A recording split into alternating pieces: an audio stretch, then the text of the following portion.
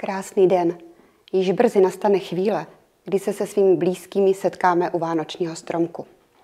Neznám ve svém okolí dítě, které by se netěšilo na rozsvícený vánoční stromeček a na rozbalování dárků. Bohužel jsou i děti, které díky své nemoci nebo úrazu musí zůstat i v tuto dobu v nemocnici.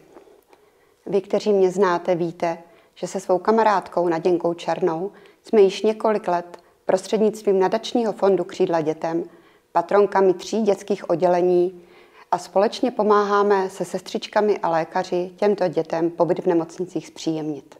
A to nejen během Vánoc.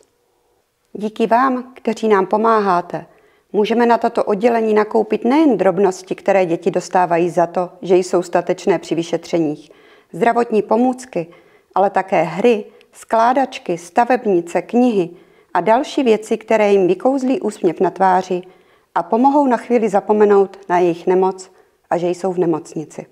Pomoct a podpořit tyto děti můžete 3 způsoby.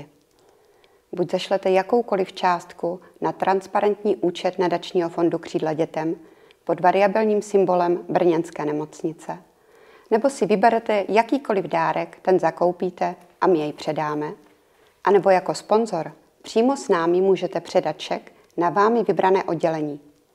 A věřte mi, že děti i personál budou vděční za každou pomoc. Tím, že nám pomůžete a přispějete, uděláte nejen dobrý skutek, ale uvidíte i na vlastní oči na našich fotkách a videu, jakou radost jste tím dětem způsobili.